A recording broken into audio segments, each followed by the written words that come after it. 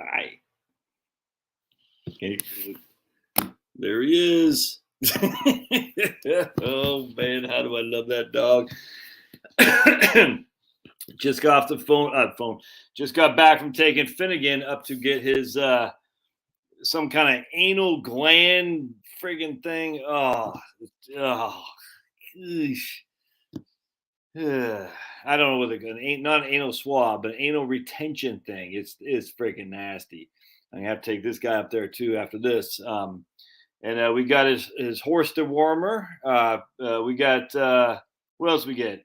Whatever they do for dogs. 500 schmackers. I'm out, dudes. 500 schmackers.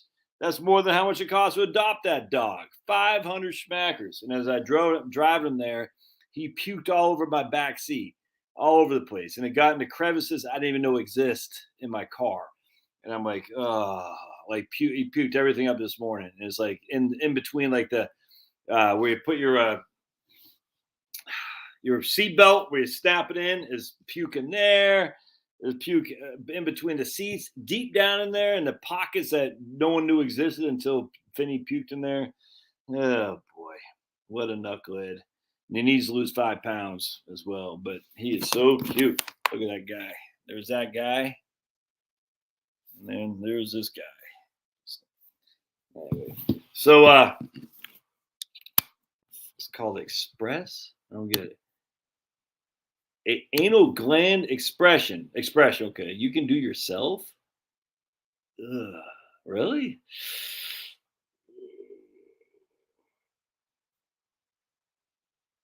Well, he wasn't really unwell, Denise. He just, we need his, his vax, because we're pro-vax here, everybody. We're pro-vax. No problem. We're pro-vax. All those anti-vaxxers out there. Yeah. Why am I pro-vax? Because I don't know any better. When it comes to dogs, I haven't done any research. I just assume they know what the hell they're doing. At this day and age, I probably should not make that assumption. But we had to get his vax, his horse dewormer. It's not horse dewormer. I was saying that to my wife, and she didn't quite get the gist. But when they get the deworming medicine, and he was fine. His teeth are freaking perfect. And it's funny though, because like when they went to go do what they had to do, he's like rolling on his back, and they go rub his belly, start peeing like a newborn. I said, man, he never does that with us. He rolls on his back, he's like, scratch me, but he never starts peeing. Just such a cute boy. He's like, he just loves people, man. He's licking the lady's nose and all that. Just such a cute boy. I'm talking about you. It makes you so happy. This guy here who's sitting on my lap, though, when we go to place, he's like shaking. Like, how dare you? And he was very sad when I left him. Man, I can't imagine doing anal gland. Oh, jeez. That's why they drag their butt. Exactly. That's right. That's what they told me, which is what this guy does. He's dragging his butt all around. So I'm like, I don't know how it works, Vaughn, but the idea that I'm going to be giving Pablo an anal butt gland expression. So for about a half hour, I was trying to clean out the car, and I didn't get all the dog food out. So I guess we'll have to just let it dry up and take it into get a detail, because this everyone. Poor guy. And so we got some medicine, which is pretty expensive to in case we ever take a trip, which we don't, because he pukes every time we go in the car. You get his medicine, sickness motion medicine, I guess, and it ain't cheap. And I guarantee the reason the dog sickness motion medicine isn't cheap is there's some monopoly on that. I guarantee 100%. Monopolies, dude, evil. And they have monopolies on all kinds of things you would never be aware of. It's crazy. It's not just from the federal government. In fact, the vast majority of monopolies are in your local locality, because they can buy off the local politicians. It's Institute for Justice. Go look at ij.org, Institute for Justice, and you'll see you're like, what? They had a monopoly? That's crazy. Are you a vet, Vaughn? Is that what you do? Run a titer test to see if vaccines are needed? Are you vet, Vaughn? I'm asking. I don't know. I'm not good when it comes to vax. It ain't going to this body, but I mean, for my dogs, I mean, whatever, man. I imagine there might be some legitimacy to that. I'm okay with it, 100%. There's other fights to fight, and I'm certainly not going to fight over a vaccine for my dogs. Especially if it seems like it works, and I presume it does. Give him Benadryl to relax him. It's just regular like what do you do? Give him just a regular Benadryl, you know what I'm saying? Or just put in his food or something like that. Oh, that's a good idea, Vaughn. Look at Vaughn tearing it up there, man. All right, Vaughn. I don't care what your sister says, Vaughn. You're all right. You're all right. Fighting with insurance for 75 days, 73 days was bad. How dare you say anything negative on insurance companies? They're out to support you. All right. So supposedly I'm supposed to be right now on, actually, I'm going to hold on just a second. I'm going to go to LinkedIn. Supposedly I'm on LinkedIn. Supposedly I'm on Facebook, both my Facebook pages, and Odyssey. Oh, I didn't start the Rumble yet, did I? Did I start Rumble yet? Hold on a second. And I'm on, dude, if I'm not on Rumble, I'll be mad. Because I'm like, I don't know. Yeah, sweet. I am on Rumble. All right, sweet. Hey, all right, man. Cool. All right.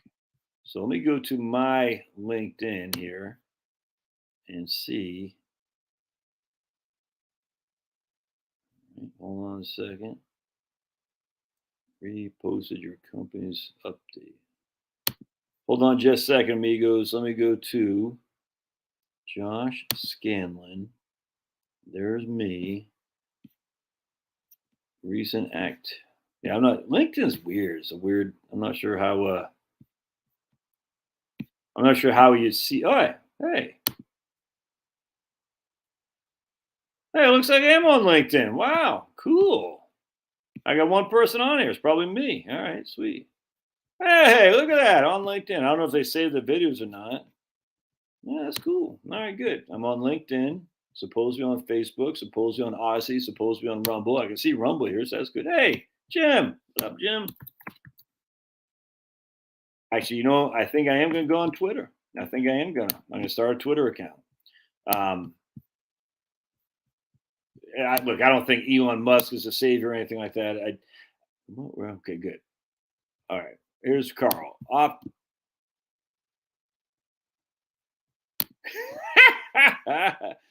Jeremy, why are you here? You're supposed to be on Rumble, Jeremy. A plate of dark chocolate Coke for the dog? That should work. Oh, cake. Yeah, jeez. Chicken Charlie said he got bit by a Pablo-like dog. It felt like a mosquito bite. I shared with you guys a story about Pablo chasing deer into the woods yesterday, right? Did I share that with you? Yeah, I think I did. All right. So Carl says, freeze your credit reports. Free and no one can fraudulently open an account. Save me 3 times this month. Yeah, Carl, say if you want to put the link in there and how to do that. 100%, dude. I had another person tell me the same thing about a year ago. Exact same thing. Freeze your credit reports. More people watch you now than on CNN. It's actually funny you said that, Rick, because Owen Benjamin had his he got banned from literally banned from everywhere, and so he has a thing on unauthorized.tv, and his live streams there and on I guess on Odyssey. Although he's not on YouTube, Twitter, or anything like that. His live streams were literally getting more views than CNN was. That was actually pretty funny. I chuckled, because remember they tried to do that Chris Wallace thing with CNN Plus. And yeah, the dog stories kick ass. Yeah, Marie says she frees her credit card. That's a great look at Carl. Every now and again, Carl comes through with a good thing. Well, who is that you're with there, Carl? I mean, because it looks like a chick there. I can't hardly tell in your avatar. It looks like a chick there. Is that a girlfriend? Because yeah, there's nothing better than dog stories. Dogs just. Did you all see the video I posted earlier today of Finny making the bed? Oh my goodness, how funny was that? All right, so there's Jeremy. All right, cool. Greetings from Columbus, Ohio. Right on. My pit bull Archie attacked a snow. Buckeye 2661 says his pit bull Archie attacked a snowman yesterday. Oh, that is funny. That is funny. Oh, so Vaughn, not vet, but bred and show dog for 30 years. Oh, man, that's fantastic. Just go to the 3 reporting. Okay, so go to your 3 reporting companies. Takes about 5 minutes. And there's no monopoly there. Visa, MasterCard, no monopoly there.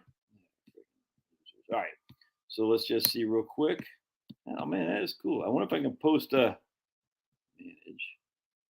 Share manage. Okay. Let me see if I can't share. So I'm gonna.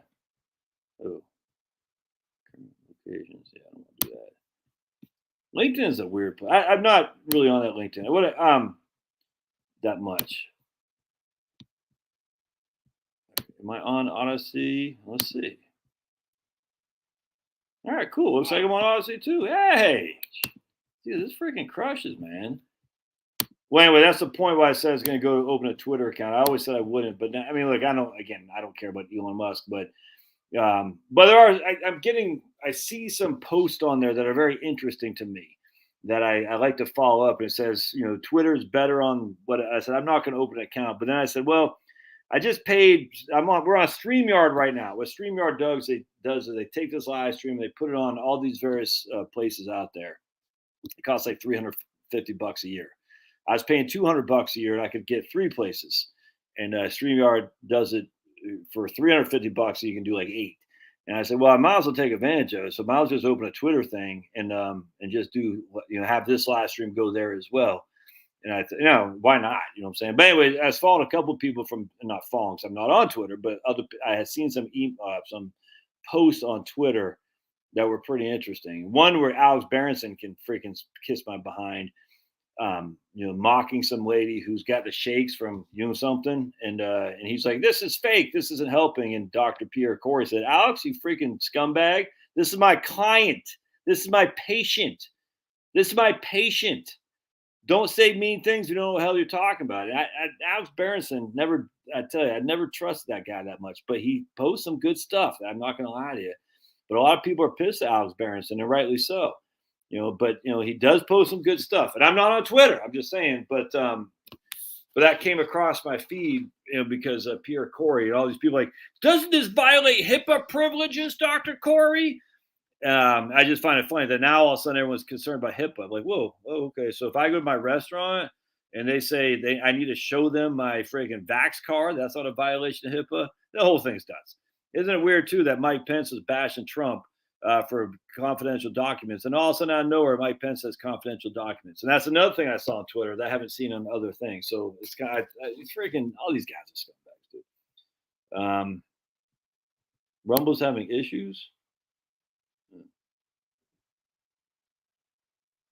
Media is not reporting that China and Russian Navy surrounding U.S. coasts, Alaska, Hawaii, East Coast, Biden invading USA Navy. Well, what's the U.S. Navy doing? I mean, literally, what's the U.S. Navy doing? I mean, I'm sorry. This is the whole thing. It's just a clown show.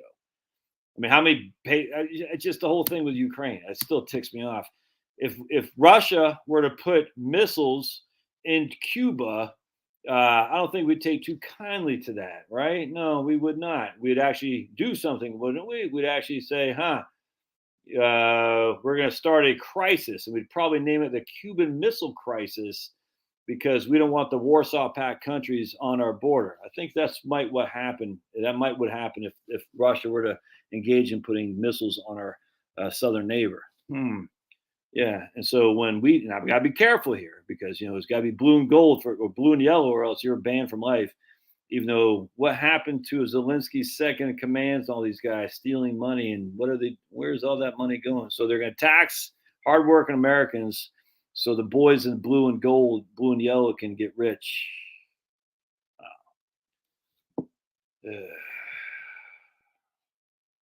Oh, okay. So Carl said, no, it's not a chick. It's incredibly fun and living life to the max. Oh, he didn't say it's a chick. No, I said, is that a chick? No, that's incredibly fun and living life to the max. I met, and I like to remain anonymous on YouTube. I don't get it. So I don't get it. Is that okay? Dude, we're so deep into it. We need to stay out of everything. Everything. Yeah, he's doing it. And then not only that, but now we friggin' badgered Germany to do the same. And if you haven't seen my post, I think I posted on the community. This is why we've got to get on Twitter, because it's easier to post just quick, and I post on my locals channel. But if you haven't seen my post on what the hell we're doing with Germany, it's not. This isn't good. This isn't good. So if we're contracting the monetary supply and we're going to war, not good. Anyway, so let's just. I do want to talk about that a little bit. Oh yeah, war is always the answer for all kinds of failures. Oh, hold on. I'm gonna take you guys with me for something. I want to read you something. This is nuts. All right, come with me in my telekinetic Yeti shirt. Telekinetic Yeti. Oh, Pablo, I'm serious sitting over here now. Oh, Pablo said, Dad, you're not paying enough attention to me. So let's go into my morning reading. This book. Let me get my trusty reading glasses on.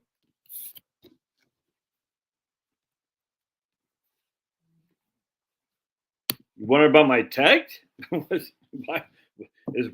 Would you have any wonder what my take would be? Come on, man. Hey.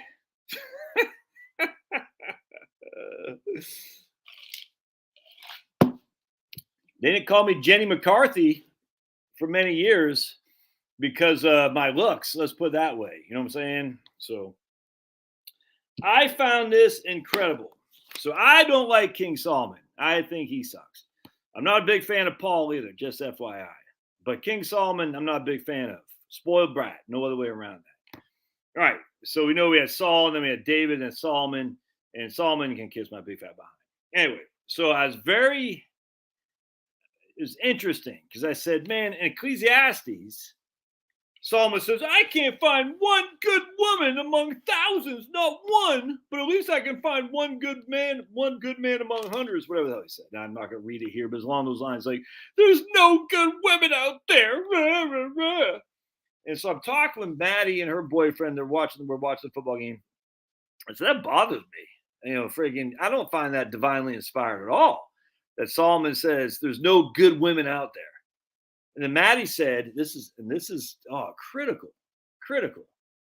This, man, my kids kick ass. Chloe did another comedy stand-up last night at UGA. I haven't watched it yet. Can't wait to watch it. This is a girl who 3 years ago was so scared to raise her hand in class, even though she knew the answer, is now doing comedy stand-up among crusty middle-aged men who are also doing comedy stand-up. And she's the only girl doing it. She's only 19, a freshman in college. I said, dude, crushing. So anyway, Maddie said, she goes, well, the reason why is because women have so many, freaking things put on them. Men could basically do whatever the hell they want, but women couldn't. Women had so many restrictions put on them, dudes. So if you have all these restrictions put on you, inherently you're not going to find one good woman because they're violating the restrictions put on them. I said, that's actually a pretty interesting point, where men can go around and freaking have sex and do all kinds of stuff and no one cares. Anyway, so Ecclesiastes, again, stupid Solomon's like, I can't find one good woman. And then he writes this Song of Songs. It's such freaking crap, the Song of Songs. Like, dude, you are such a narcissist. You got some dark-skinned lady who just loves you, supposedly. The only reason she loves you is because you're the king, and you can basically do whatever the hell you want. And you're so romantic, King Solomon. He's just trying to get jiggy with it. And then he's going to leave her freaking high and dry with kids hanging out of her butt. And then he's going to go find some other chick. We know this. This is the beginning of feminism right there. King Solomon. No, it's actually David is the beginning of feminism. I'm going to send Uriah out to war to... What did David do to Uriah? Anyone want to take a guess? Who wants to take a guess what David did to Uriah? So what's the history of men and leaders starting wars? Oh, so they could get with their freaking wives who are left behind. That's what's happening. So let's read now. Isaiah, right here. Check this out. This ticks me off. Isaiah freaking crushes. King Solomon and David kiss my butts, though. I tell you that right now. So here's Isaiah 3:25. Your men will fall by the sword, your warriors in battle. The gates of Zion will lament and mourn. Destitute, she will sit on the ground. In that day, 7 women will take hold of one man and say, we will eat our own food and provide our own clothes. Only let us be called by your name. Take away our disgrace.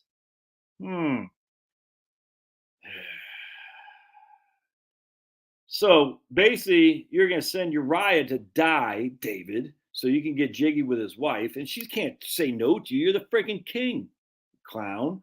Solomon's got a freaking harem of just all kinds of ladies who'll do whatever he says because he's the king, clown. And all these men are going to be sent to wars to fight and die, Zelensky. And you're going to sit there and, who knows if Zelensky, we don't, who knows what the hell's going on with that guy. But anyway, and so then your men will fall by the sword and they'll die in battle. And then that day, seven women will take hold of one man because there's no other man around to provide them protection. Their husbands were sent to die. They're now freaking widows with children. No one's going to want a widow with children in that day and age. You know what I'm saying? You're not married. You got children. I don't want anything to do with you. They'll say, Solomon, just give us, take us. We'll feed ourselves. We'll clothe ourselves. We just want to be in your harem so you can take away our disgrace from that same guy sending them to war. Yeah, they can all kiss my big fat behind. I hate that crap. You're going to send these guys off to war. That's what they do. And remember that book, I forgot, the Cold Mountain or whatever it was in the South, that stupid Nicole Richmond. What the hell is that Nicole lady? Nicole Kidman, something like that? That tall, I don't know why people think she's a good look. She's not. Nicole Kidman? The Australian chick that was married to Tom Cruise. I think it's Nicole Kidman. Anyway, and so long story short, you have these freaking marauders who are out there. Basically, if you're a guy and you're not fighting, they're gonna essentially kill you and send you to prison. So the marauders are rounding up men to go fight for the freaking rich cavaliers. You know what I'm saying? And it's not about freaking states' rights, or slavery. It's about the rich cavaliers who want to protect their freaking domain. That's all it was. Anyway, so they're going to round you up and say, "Oh, Josh, you're not fighting our stupid war." Well, you will, or else we're going to kill you, and we're going to send you the freaking Anderson bill, whatever it's called. I know that it is. I get it. So don't go down. But anyway, we're going to send you the freaking whatever, Fort Leavenworth.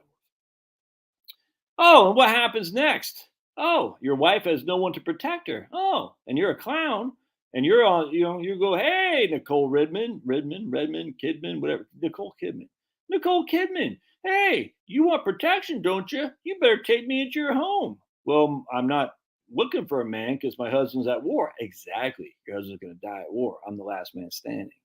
Oh, but let's go to war because why not? Why not send men to die in Afghanistan, Vietnam, Iraq, Korea, Japan, Philippines, Italy, freaking all these places, Cuba, Grenada, Cuba, Mexico, freaking Panama, send them off to die to defend America. I ain't defending America for crap. They're killing off young men. That's exactly what they do. All these wars are nothing more to kill off young men.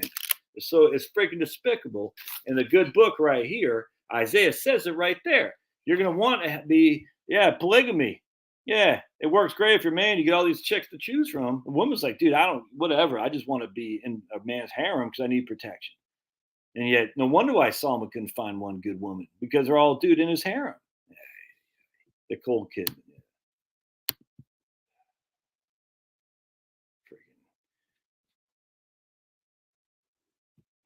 Well, I get it. David was favored by God with all his lies. He still sent a man to die so he could get jiggy with his wife.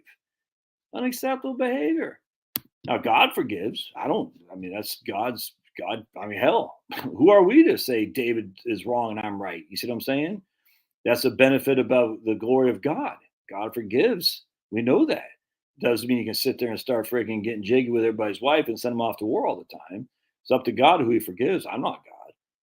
But not to be offended by that crap or Solomon I find it to be facetious. Oh, but it's in the Bible. You can't be offended. Bull crap. You can be offended. You can say, no, that's bad behavior. Solomon, King David, Saul, bad behavior. Saul, then Paul. I'm talking about King Saul. Yeah.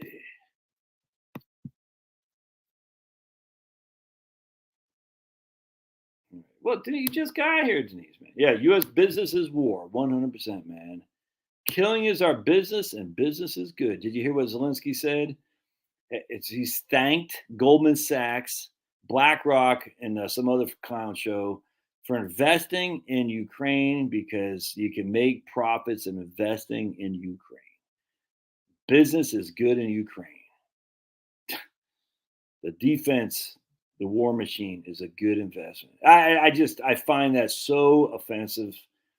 And if you don't go die for Zelensky as Ukrainian, you're going to be put up against the wall, a la Che Guevara style. It's so freaking sickening, man. And yet we're the good guys. Our country, damn right, is the good guys. There's no good guys that are on the top of this. It's all evil. It's all corrupt.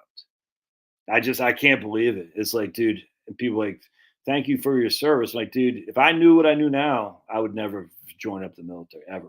You know what I'm saying? Because it's run by corrupt, evil people who have no issue at all sending young men to die.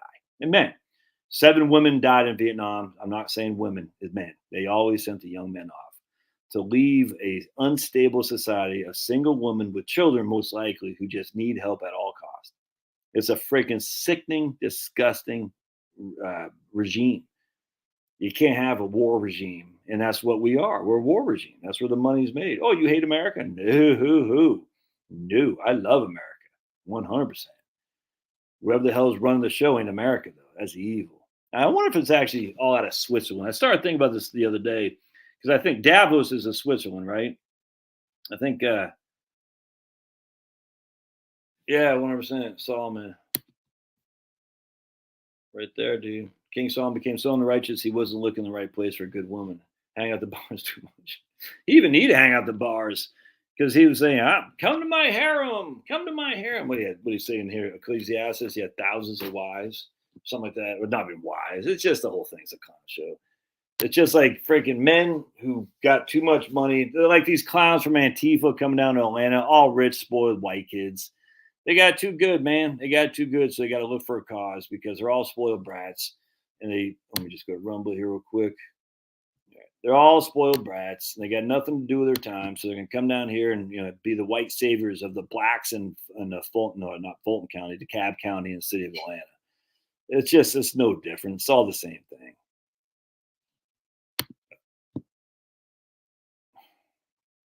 It's freaking. I cannot get over this. Anyway, the point being is, if memory serves, Davos is in Switzerland, and Switzerland has been neutral for all these years. So I started putting two and two together. A lot of people say, "Oh, Israel," or a lot of people say, "Oh, the Rothschilds or the Rockefellers." And I don't like Rothschilds or Rockefellers. I don't really care that much about Israel, pro or con. I'm just whatever. But I don't think the head is coming out of Israel, Tel Aviv. I think Israel is secondary, 100%, and I think the head of the structure of power is in Switzerland. That's why I've been neutral for all these years. That's why we're having. Oh boy, Marie, you saying I'm fired up again? I am fired. I actually had a great night's sleep last night. I had 1 cup of coffee. Yes, man. 1 cup of calf and 2 cups of decaf. I feel great. I went to bed early last night. Had a great night's sleep. Woke up just crushing. Have to turn. Why it's not depressing? No, they can't let this be depressed, dude. No. I mean, turn off the news, 100%. No reason to be depressed because we have an end. Our ends with that guy. And let's say prayers. Oh, Heavenly Father, help us turn away from the depressing of the evildoers that are out there. Because there are many, but there are more who love you, Lord. More who love you, Lord. Who are living their lives according the best we can to your law, which will never be perfect. And because of your grace, you grant us that. But because of your grace isn't an excuse for us to engage in immoral, poor behavior. Poor behavior. Just because you're so graceful to us, we still need to do our best to abide by your commands and love you more than anything in this realm. That's all we need to do is try our best to abide by your commands and love you more than anything. You says that it's perfectly clear. Perfectly clear. But we make mistakes and we just seek your forgiveness and we seek your guidance in all we do. And may we always be optimistic. At the end, you will win and you reign supreme. We pray in Jesus' name, amen. And don't be depressed. Dude. So much to be optimistic about. So much. You know what I'm saying? My daughter, 22 years old, just made a great point. She goes, no wonder why Solomon couldn't find a good woman, because a good woman would not be in his harem. Inherently, if you're in his harem, you're not a good woman. But they had to be in his harem because he's the king. You see what I'm saying? Yeah, look at that. My man Ed said, I think that's where the head of the snake is. So a lot of people would want to push this. Oh, it's the Jews, or it's the Muslims, or it's the Vatican. I think it's Switzerland, dude. I think it's Switzerland. I'm not saying all the other Israel or friggin' the Vatican or the whatever Iran are good. I'm just saying at the end of the day, I think it's all Switzerland. Isn't that interesting? Switzerland, neutral for all these years because they're so far up here. We're fighting amongst each other and they're just raking it in. Centuries and centuries. They're probably just vampires. Literally, they're probably vampires up there, like Stephen King's from Salem's Lot, just ready, just ready to pounce. They're like Zelensky, Putin, we don't care. We control everything. You know what I'm saying? Feed the war machine. Yep. Woodrow Wilson, 100%, man. I think it started before that. I think it was after the Civil War. I think it was after the Civil War when things just went downhill, 100%. Yeah, Switzerland still has all the Nazi gold. Exactly. But how ironic that is. How ironic that is. Switzerland still has all the Nazi gold. What? Josh? Yeah. Isn't that crazy? Look at Switzerland. So this guy on YouTube, what's his name? Yeah, look at Ed. The Bank of Banks, the Bank of International Settlements is in Switzerland. Who's that guy? Logan Paul or something like that? Some guy, I don't know. I mean, I've heard of him, of course, but some clown from YouTube apparently makes bank. He was saying they went to Switzerland to be in the I don't know what I guess to be court jesters essentially. He goes, it's nuts here because everyone these guys are so wealthy that like literally a hamburger is $80. You see what I'm saying? And so that's how they do it. They say, we can't allow the rabble rouser in. So we're going to say, yeah, you can come in if you can afford an $80 hamburger. Let's see if you can do that repeatedly. You see what I'm saying? That's how much money they have from generations of hoarding it. Isn't it crazy? And I was like, man, I never thought about it like that. No wonder why. Like, oh, yeah, no, we're living large. We can afford it. You can't because we have generational wealth. You know what I'm saying? It's like they don't. It's crazy. All right, so I want to go into something here. I want to. Still got one person at the LinkedIn. All right, that's all right. That's all right. Don't forget Friday every 4 p.m. Locals Live. I wanted to go into right here. All right. This bothered me. Bothered me.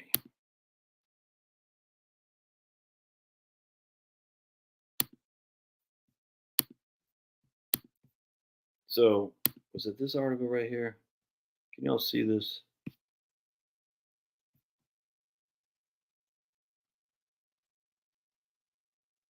All right, no, it wasn't this. I think it was this one. Hold on a second. Let me bring up this one instead. Because I take great umbrage with this article. Right here. Okay, so we're going to dive into this a little bit because I think it's snowfall in Indiana. Man, hopefully get some snow during the AFC and NFC championships. That's cool. All right. I took great umbrage with this article. And not against this guy, Rick. He's the one who told me about, hey, we got a person here on Odyssey. Freaking, we got 2 people watching, and one might be me, but that's freaking awesome. Right on, man. Hey. Odyssey kicks ass. I'm a big fan, long time. All right. So let's go to this article I want to chat on. So when I first started looking for my gig, when I quit USA, I actually interviewed with this guy. No, he's not a bad guy, but I did not. There's no way I could have worked for this guy. Let's put it that way. He was, I saw a post he posted on something, LinkedIn or something like that. Like, look, we need you, not me specifically, but we need people in South Dakota in Rapid City. That's where he lives. I said, really, Rapid City? So I said, all right. I just quit USA. I was looking for something. I had something lined up. I said, I'll hear anyone's offer. So I emailed him. He emailed me. We talked. Not a bad guy. Just he not my style. Let's just put it this way. And that just means wrong. It means evil. I would go crazy. Anyway, to stop. So this way it says, will your client's retirement resources cover long-term care? All right. The greatest financial risk for depleting retirement resources is an unexpected and lengthy stay in a healthcare facility. All right. Common estimates say about 50% of older adults will need long-term care at some point in their lives. For adults older than 65, the odds shoot up to 70%. So hang in here with me. This is critical. I didn't email. I put a comment on here that he made a critical mistake. It's critical. All right. So common estimates are that adults over 65, 70% of us who are over 65, I'm not, but just when you are, will need some sort of long-term care. Okay. I don't disagree with that. All right. Long-term care is expensive. All right. So we're 70% of adults over 65 will need long-term care. Long-term care is expensive, and the greatest financial risk is an unexpected and lengthy stay in a nursing home facility or long-term care facility. All right. So we're conflating. I don't know. We're combining these as if one leads to the other, which leads to the other, and that's a problem. All right, so one reason the demand for long-term care outstrips the supply. This means there's often waiting lists, 100%.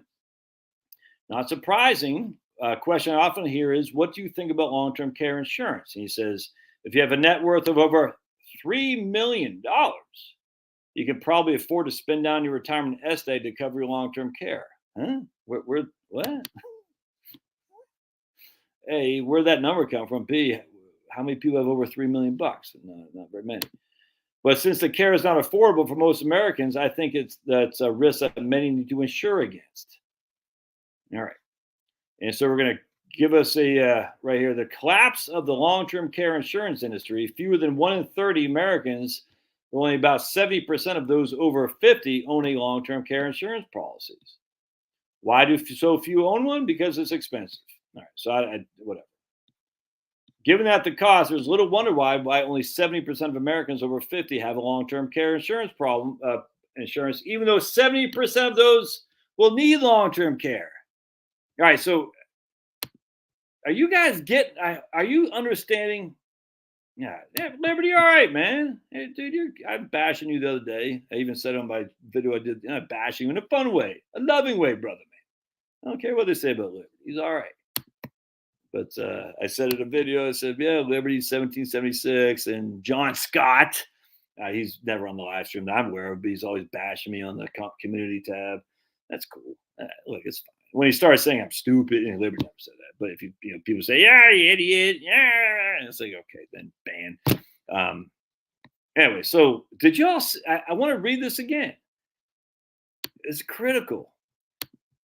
There's little wonder why only 77% of Americans over 50 have long-term care insurance, even though 70% of those over 65 will need some kind of long-term care. And long-term care is expensive. Huh. All right, so let's see what the peanut gallery says.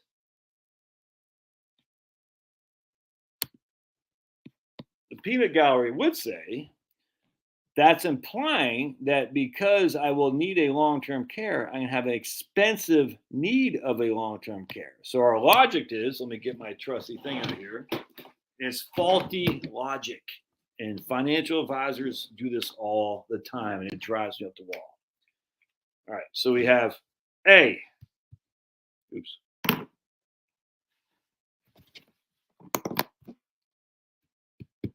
Long-term care is expensive. All right. So A, long-term care is expensive. B, 70% will need long-term care. All right. So logically, C would say 70%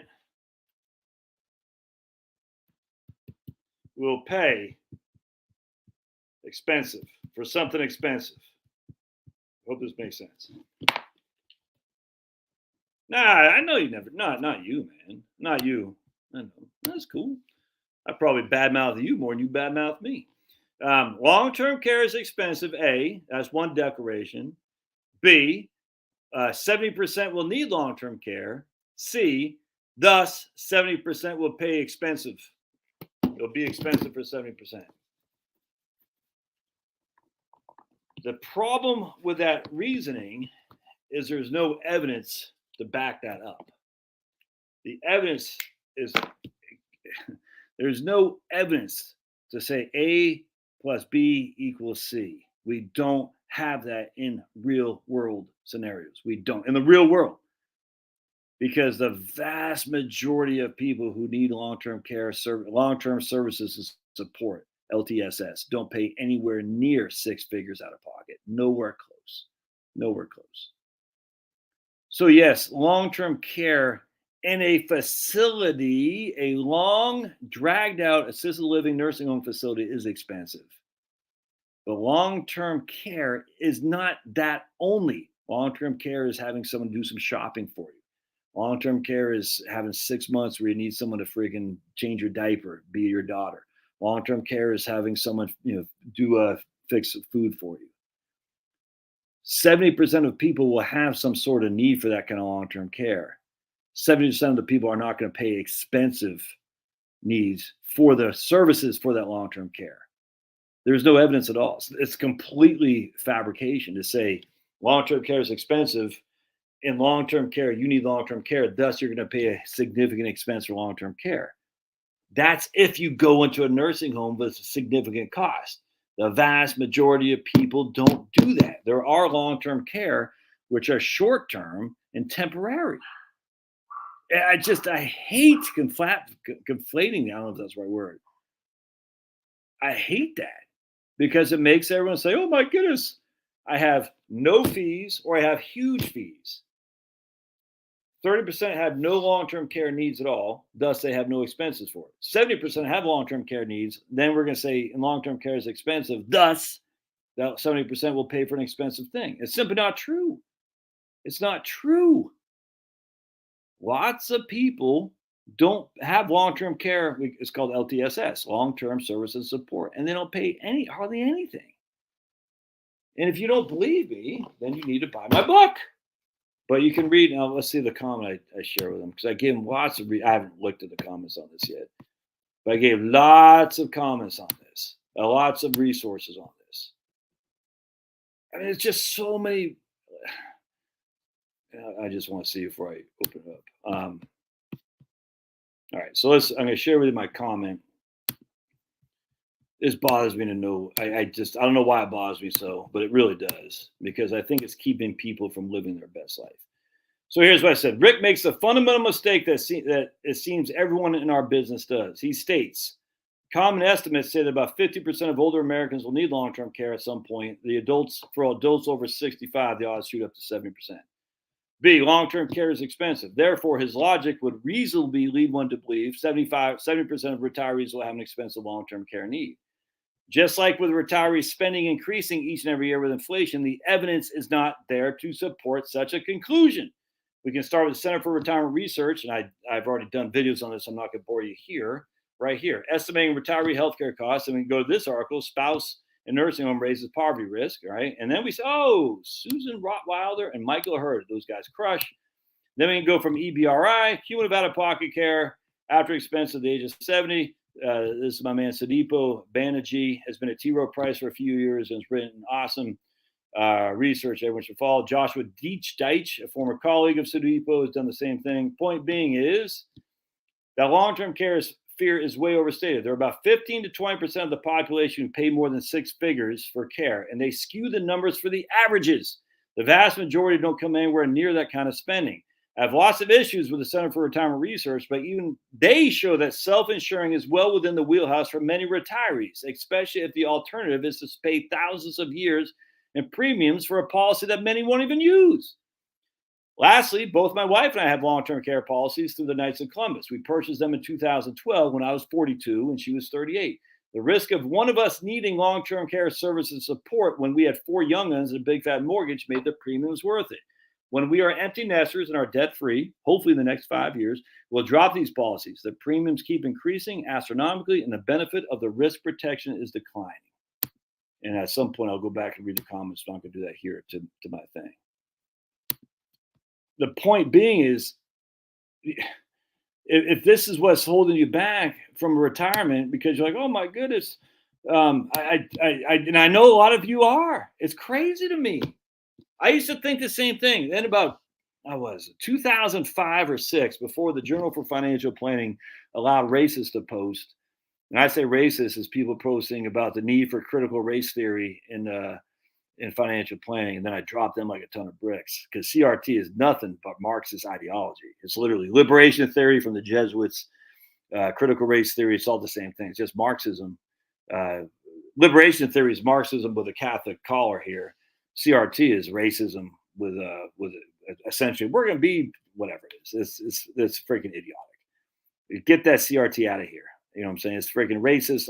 It's horrible. And racists should not be allowed to be posting in major trade journals for financial planning, for which I'm part of. If you're going to allow that, I don't want anything to do with you because you're a freaking scumbag. Yeah, I said it. If you're promoting CRT or liberation theology, you are a scumbag. No two ways around it. And this is get from a guy who, trust me, I know the Jesuits very, very well. And there are a lot of Jesuits who are scumbags. Just because they have the collar doesn't mean they're not. They're Marxists in hiding. Did you hear what Pope Benedict in his book? I haven't read it. I just saw an excerpt of it. Talk about how Pope Francis is allowing like these. Let's just put it this way: these rings of some sort of man-on-man devotion, if that makes sense, in the United States. You hear that? This is Pope Benedict saying it. Pope Francis knows full well there's we'll call them bathhouses and seminaries within the Catholic Church. And the Pope is like, yeah, whatever. What can I do about it? We're going to let him watch porn. We're going to let him engage in, let's just say, we're not going to have reproductive, we're not going to reproduce children in that kind of behavior, if you know what I'm saying. And Pope Francis is well aware of it, not doing a damn thing. Pope Benedict wrote about it. He says, we're in some seminaries, people are, the seminarians are disallowed to even read my books. That's what Pope Benedict said. I haven't read his book, his posthumous, whatever it's called, posthumous book, but I heard some extra or something. I said, yeah, I believe that. Pope Francis, go pound sand. Everybody can pound sand, except for me. Well, except my beautiful.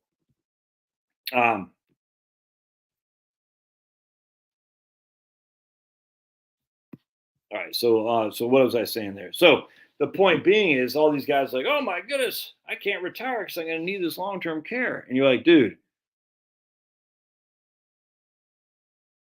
the Catholic Church has the blood of many saints over the years. Yeah, and the Vatican, like this, all these things are corrupt. All institutions inherently get corrupt. You know, John O'Sullivan's Law from when he was with National Review, he was the editor or the publisher of it. O'Sullivan Law, anything that's not explicitly right wing will become left wing over time. And literally the National Review was a perfect example of that. Horrible magazine. Now we now know that Buckley was probably a CIA agent, 100%, and trying to get rid of the John Birchers and the American Firsters and say we don't want them in the conservative movement because we want to have a globalist war machine movement that has its tentacles on both sides, the right wing and the left wing. But we don't want a anti-war right wing, American First right wing. We'll call those guys anti-Semites. That's what we'll say. And then everyone says, "Oh my goodness!" You know, they banned Owen Benjamin for having something to say about some certain religion, but then O.J. Simpson is well in his rights to be on these various platforms for which Owen Benjamin was banned for just stating words. O.J. Simpson, weird. Yeah, right on, man. That's good stuff, David. It's a weird avatar. What's that meaning right there? Are you blue and your wife is black, and you guys are joining at the hips there? Anyway, point being is a lot of people say, long-term care. I'm like, evidence, please. And there isn't any. They always say, well, my mom, or something. I knew somebody. Or they'll say the average cost of nursing home. I'm like, do people not know how averages work relative to medians? It's crazy. Oh, 100%. 100%. Francis Waku. Absolutely. Oh, gotcha. Right on. All right. Well, David, you got your full name out here and the company logo. What are you doing? All right. So I found that was, and then you say, come on, David. Cheese, Louise, the blue cheese. Company logo, saying your name, saying you're in that time frame, and your boss is probably watching and saying, I'm going to get you, David. All right. So I wanted to read that. And then I wanted to go into, where was it? Oh, I wanted to talk a little bit more about, let's take a look.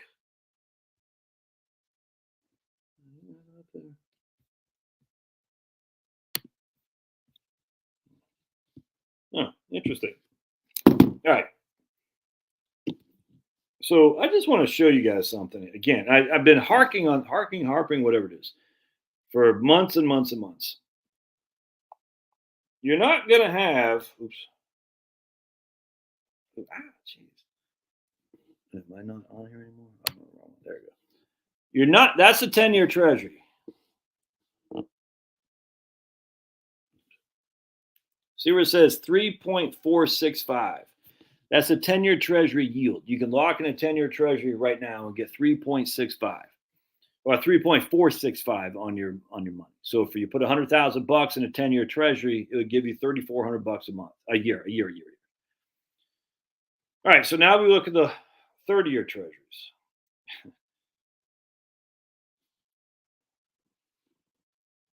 3.623. You lock in a 30-year Treasury, you're getting $3,623 each and every year for the rest of your life. You're going to tell me, my friends, that's a sign of mass inflation continuing. No, you're not going to tell me that, right? Because that'd be silly to say that. Because if we look at when we thought there was mass inflation, how far back does this go? When we go over here, so if we go back to here. Yeah. Well, what I'm saying, man. Large groups such as governments, churches will tend to be corrupt. God's word has many examples. Oh, I completely agree. 100%. Any large group will eventually become corrupted beyond capacity. It's just the nature of the beast, man. Yeah, so look at Marie. 1-year CD, 4.65. So let's go to the history of the 10-year Treasury. 54-year chart according to macro trends.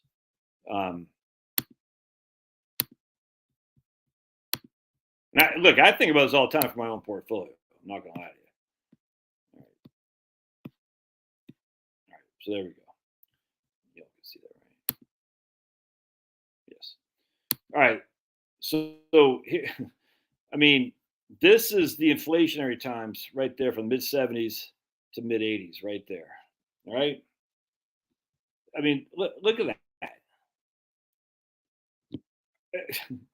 I mean, and they think Volcker beat back inflation. Well, how come we didn't beat back inflation here? How come we didn't beat back inflation there? I mean, don't forget we're at 4%. We raised interest rates 250 basis points.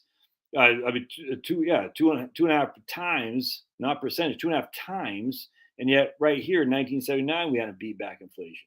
We didn't beat it back there. What? So, and remember, Volcker was the chairman of the Fed before he was the chairman of the Fed of the New York Federal Reserve, which is the second in command guy. So you can see, none of this raised interest rates, none of this beat inflation, but all of a sudden this did. It's such a freaking clown show. Anyway, the point being was, here we are here. All right. So this is the latest right here was right there, 3.5, a little bit less than 3.5. All right. And, the reverse of a dead cat bounce. I don't know. What I'm just saying is we are the highest we've been since 2008, and we're dropping. We're dropping. I'm sitting there thinking this economy is going into a tailspin, and here's my concern. All right, so we have evidence that. Let's go back. Hold on a second. Let's go to my man. Make sure I got this up here. I think people misunderstand what a deflationary economy truly is. I think they think it's a good thing. I pay less. And I could not. They don't get it. So we're gonna go to my man Dan Colbert's 55e.co bucket strategy, and we're gonna look at S&P 500, and I don't think we have 1 month. All right, so we're gonna look at S&P 500. All right, so here's inflation on the left. Here's the S&P 500 on the right. I cannot believe how many people almost minimize how bad it was in 2008. The S&P 500 was down 37%, my friends. 37 flipping percent. The worst in history. No, it wasn't, Josh. 1931, the S&P 500 was down 44.2. That's 9% deflation, fools. 37% with a, oh, we can come down here and we can see in 2008 with a 3.8% inflation. Essentially, that's a 41% decline. We literally were, the 2008 was the worst market in history. People don't get it. Now, 1930, 1931, and 1932, well, right here, these 4 years were the worst markets in 4 consecutive years. But, I mean, my goodness, 2008, I mean, October 2000, I mean, factor in inflation would be interesting to see, because if you factor in inflation, October 1st, 2007 to March 9th of 2009, I wonder if that would be somewhat in competition with this right here when you factor in inflation. I don't know. Maybe one of these days I will. But anyway, point being here is, all right, let's just say we're sitting along in 1926. All right. So we didn't have much inflation. We're freaking making bank. Then 1927, we had a little bit of deflation, making bank. Then boom, the bottom falls. Why does the bottom fall out? Because there are no more profits to be made, dudes. Remember, stocks are based on earnings growth. If things are going into a tailspin because of recession, that inherently means earnings growth are slowing down. Now, that's already been priced into the mix. I'm not saying you get out of the stock market now because of this recession. That's already been accounted for. But what I'm saying is, with the insanity of whoever's running the show, and by the way, what the hell is Trump doing in South Carolina with Lindsey Graham? If you ever need a reason not to vote for Trump, other than, you know what, hanging out with Lindsey Graham and Nikki Haley, what the hell are you doing, Trump? I couldn't believe it. Even Steve Bannon's like, dude, what are you doing? You can't be hanging out with Lindsey Graham, you freaking fool. What are you doing, Trump? All those South Carolina Republicans are corrupt as the day is long. Don't be messing around with those guys. I mean, there's a couple ones, certainly not in the governor or the freaking 2 senators or the hell most of the Congress people. But Mike, what are you doing, Trump? Is this dude just tone deaf? I think he is. I think he's tone deaf now. I'm not a big fan of Trump anymore. I'll tell you that right now. I'm starting to dig DeSantis more and more because he's taking it to him. I'll tell you that right now. So I'm not on the Trump train right now. If Jill's on here, she's going to hate me for saying that. But I know a lot of right wingers still are. Not me. You're hanging out with Lindsey Graham, you're up to no good. What are you going to do? Hang out with freaking Eye Patch McCain next, Trump? I want to hear a mea culpa about, you know what? Until I hear that 100%. And I was talking to my wife about this the other day because she's big on DeSantis, and she didn't like Trumpster. Yeah, she liked him. I mean, but she didn't like him relative to DeSantis. And my wife, she's big on Nikki Haley, and she knows, like, she'll never look. I think she's big on Nikki Haley because she knows how much I can't stand that lady. But anyway, I said, yeah, I don't think I'll be on the Trump train anymore. She goes, really? Why? I said, he's hanging out with Lindsey Graham and Nikki Haley. She's like, don't even get me started on Nikki Haley. Don't go there. I'm like, do you know what Nikki Haley said about Bubba Wallace, Charlotte? She goes, I don't want to hear it. And I said, okay. So my wife likes Nikki Haley. That's fine. I can't stand Nikki Haley. I certainly can't stand Graham to see. That's for damn sure. So the fact that Trump is hanging around with this guy, I'm like, dude, what are you doing? Yeah, no, 100%. That's what I'm saying. DeSantis is, regardless of the clowns who are donating to him, DeSantis he's doing it, man. He's taking it to him. I'm not lying to you. And, yeah, I saw that. I saw the latest poll. Still, no, 100%. I think that's going to start grinding down the more we have, suddenly issues, if you know what I'm saying. I hope. I think DeSantis has lots of issues. But he's taking it to him where we need to be taking. I mean, he's doing it. That's a fact. He's doing it right now. And I like that. He's doing it as we sit here today. He's not saying, oh, woe is me. He's like, no, man, I'm taking it to him, which I like very much. You got to take it to him. And will DeSantis be corrupted by, the folks that run the world? Of course. But in the interim, maybe you can arrest some of this insanity was happening. All right, so let's go back now. All right, so the economy, growth on stocks are contingent on earnings growth, first and foremost. If you have no earnings growth, you aren't having much of a dividend payout. You're not having a price earnings appreciation or expansion either. If you don't have earnings growth, you're not going to have much of a growth in the stock market. What does deflation mean? Inherently, a depression, a recession is deflationary, which means there's less earnings growth. This is just basic math.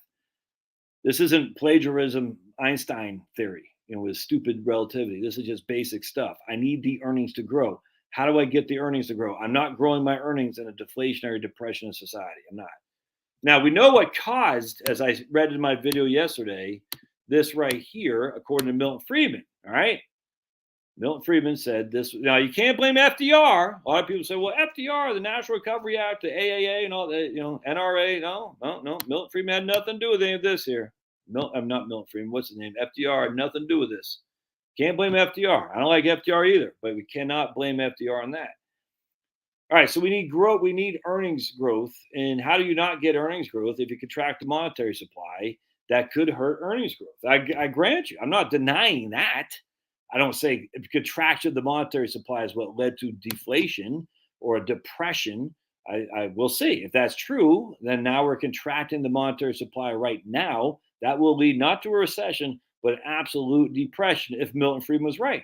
And he might well be. I mean, the facts are, you see right here, contraction of the monetary supply by 33% in these years alone.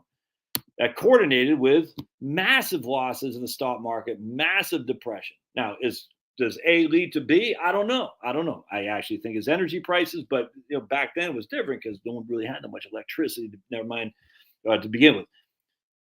I don't know the answer to this, but what I do know is that if they're contracting the monetary supply, which they are right now, not just decelerating the rate of growth, they're contracting it. Will that continue? I don't know. But if Freeman is right and a perpetual contraction of the monetary supply comes because we spent so much money, then a depression is here, dudes. You can see it right here. No, I don't think the contraction of the monetary supply is inherently going to mean a depression. I also worry way more about energy costs. But I just showed you yesterday the energy costs are leveling off, which is good. They're going down. I don't know if that's going to continue or not. And you add on a contraction of the monetary supply, M2. That's so. Let's say we have a elevated energy costs, a contraction of the monetary supply, and older people getting out of work, and less people who have the skills to come up behind them. That's not a growing economy. That's not. And you can see that by the facts. Remember, the stock market as a collective is very smart. Mr. Market is what Ben Graham used to call it. That's not indicative at all of massive inflation continuing. That's indicative of of bad times ahead. All right. And so I think about this all the time. Like, my man, is Harry on here? No, I don't think he is. Yeah. Whoa. I saw he won his golf tournament. Did he really? No. Did he really do that? Yeah.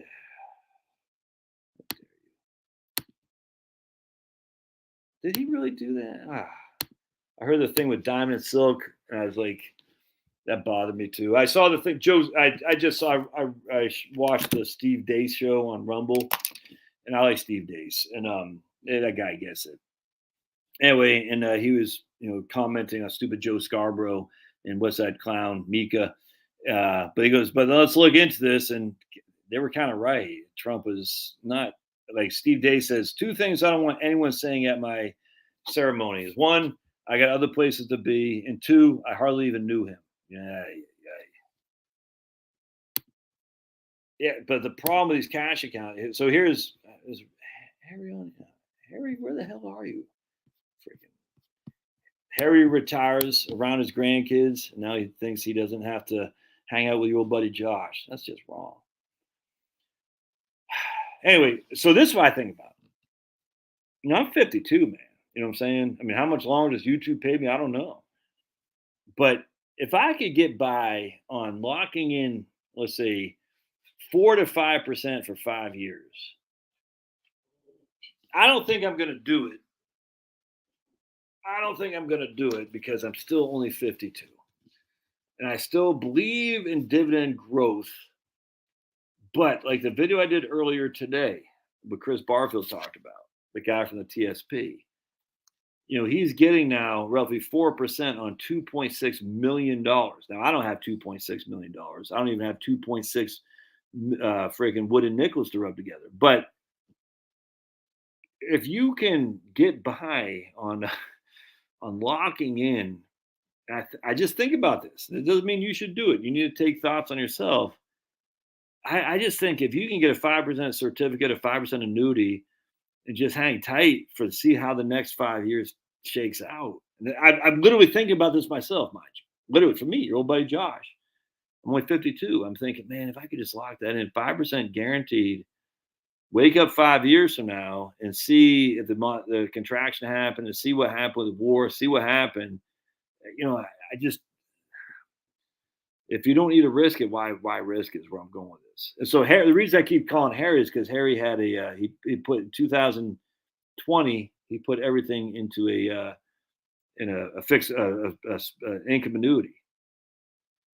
And and he's like, oh man, you missed out on the 2020. Yeah, he did.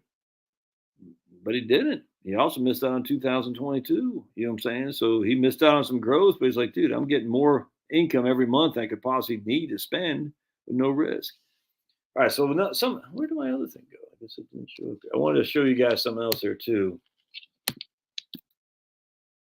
Look, this is just me being just thinking out loud. Do not sit there and say, well, John, I don't know the answer, what's going to happen. I just don't know. But I want to go here real quick. So we're going to go to Portfolio Visualizer. Yeah, 2008 freaking sucked donkey balls, man. Horrible. All right. So we're defaulting to $10,000. We're going to put VTI, Wellington, and Wellesley. People ask me all the time, like, what do you think about these funds or these? Like, somebody emailed me the other day about JEPI. I said, I don't know the first thing about it. I don't know what it is. I mean, I know Vanguard. I know Vanguard because I cut my teeth and I just know their stuff. I don't know other firms, and I frankly, when people say, "What do you think about it?" I don't. You know just as much as I do. Anyway, I want to point some out here from 2000. Let's go to right here. Because I had a discussion with the guy the other day about this exact thing, and it's a tough one, man. So he's like, dude, I'm down from last year. So we had $10,000 at the end of whatever, December 30th. So he's down, what's that, 10% in Wellesley, 15% in Wellington, and 20% in VTI. So for that year's time, he's down, let's say 15%. And that obviously January isn't included here. January would be up a little bit, obviously. So he's like, "Oh, I don't want to accept top." So we're kind of shooting him the idea of just locking some gains. He goes, "Well, I don't have any gains. I don't have any gains." I said, "Actually, you do, man." So let me show what I'm talking about. I said, "You do, even though you're down last year, you still have gains." And you can see, going back to 2020, they're all up. Wellesley's up 7%. Wellington's up 11%, 11.2%. VTI's up 12% since 2020. And the reason that caught my attention is look at my Schwab account. I don't even look at my Schwab accounts very much at all. And it said I was up 21%. And I said, really? I said, oh, yeah, I guess you're right. Going back to basically the same time frame. I said, I guess you're right. And so we're not down, it's your time frame. Now, you did come off, obviously. I mean, we're here. We're up. VTI was up 50% from 2020 to September 2021. No, from January 2020 to December 2021, VTI was up 50%. Wellington was up 30%, and Wellesley was up about 11.5%. Right? Yeah, about 11.5%. So, I mean, you're off that, but you're still up, and pretty significantly too. Now, if we just we'll just go to 2013. I'm just using that for example. We're still way up. Maybe like 10 years. I mean, Wellesley, or since 2013, is up 70%. Wellington is up 122%, and VTI is up 301%. That's a tripling of your money. That's not you're not down. And so for me, I'm at the conundrum because I'm close enough to the retirement where I can feel it, but I'm far enough where I still believe in dividend growth, if that makes sense. And I still think the bonds are going to outperform. So I'm like, and everything I have is pretty much in Wellington, which has bonds, dividend growth stocks, and it's in a Vanguard dividend growth fund as well. I'm sitting there thinking, man, maybe I should just lock in half my money in a 5% certificate or 4.5%. I don't care what it is. Just in case the deflationary time comes, I have that money that will never go down in value. And now we have FDIC. We don't have to worry about a bank running all that stuff. It's something I think about. Like Jeremy's on here. He's like 32 or something like that. So no, I don't think he should. But by having that a sizable chunk of your portfolio in some kind of guarantee positioning, be a CD, an annuity, an income annuity, I just think if you just look at history, and during the only deflationary time we've ever had, other than before the Fed was created, bonds did well, fixed income did well, stocks did poorly. Now we can make the argument in the latter part of the 1800s when there's deflation, stocks did well then too, or did well. But there wasn't enough of a market. That's a silly argument to make, in my opinion, simply because very few people own stocks. The vast majority is corrupted as all can be, the railroads and all that, and teapot syndrome, whatever the hell that was, scandal. I mean, just looking at this, you're like, you can't really use that data set to be reflective of the markets of today. Anyway, and so the sleep better at night portfolio would say lock in some money into a CD, like Marie said. I think she just said, who said that? You still got CDs at 4. I can't remember what she said. Someone said something about certificates. I forgot. But yeah, I agree, Jeff. I completely agree, man.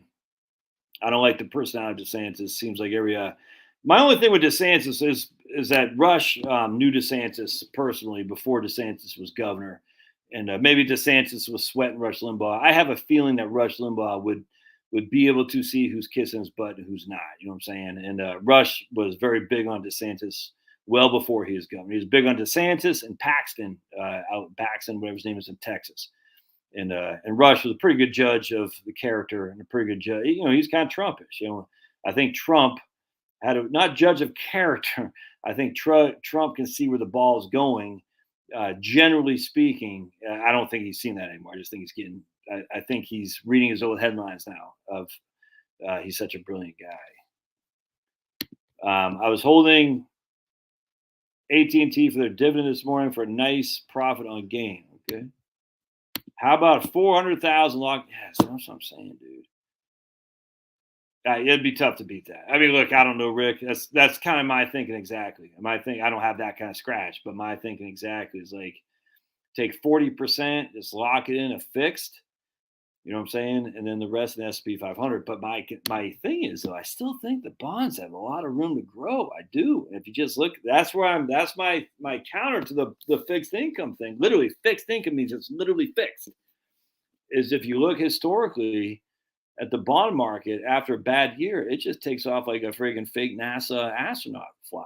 You know what I'm saying? It's crazy. And you're just like, so if you're locking in your money, inherently you're not going to get the potential, the rocket ship that has happened with bonds over the last any time a market decline. Look, I think about this, but then you're like, well, just because it has before, depression. But the thing is, and don't forget, bonds are only as good as the bond paying ability of the creditor. So government bonds would be preferable, frankly, because they can print their own damn money. But you don't want corporate bonds because if earnings growth stops, the whole thing, man. I mean, just we don't want We definitely don't want junk bonds. We definitely don't even want highly rated corporate bonds, because if the earnings growth goes in the red, like what could be concern of mine, if Friedman was right and we continue down this thing of a contraction of the monetary supply, and it's Free to Choose by Milton, and it was actually, I don't think Rose written the book with the old Milt. I think it was Anna Schwartz initially, but I can't remember. I just forgot. I think it's Anna Schwartz. But Rose crushed. I love Milton Friedman. I'm not anti Milton Friedman at all. I just think with it to say depression, monetary contraction, and then depression, thus monetary contraction leads to depression. It's the same kind of sayings. To say raising interest rates and thus inflation falls, thus raising interest rates makes inflation fall. It's just such a freaking, it's stupid. You can't make the correlation. You can make the correlation, but you can't make the causation. Rocket ship, what percentage of the fake NASA rocket ships, Marie? Is that what you're saying? Been holding ET. Is that exchange transfer? Is that energy transfer? Yeah, someone told me about energy transfer a while ago. I haven't looked at that for a long time, man. I'm not buying any. ET phone home. ET. Yeah, energy transfer. Yep, still paying 8.11. But I think I heard about it. If memory serves, I think energy transfer was like way down here. It was paying like freaking 15 and 14 or something like that. Rocket ships to the moon. Vanguard EDV extra long. Ooh, let's take a look at that. EDV. Really? I didn't know Vanguard had a. Let's take a gander. That's interesting, Jeff. Bond rocket ship percent. It's tough one, Marie. It's tough one. I just think, as I've said for a year now, I would downshift. You know what I'm saying? So if you're normally 100% stocks like I was, I downshifted to Wellington.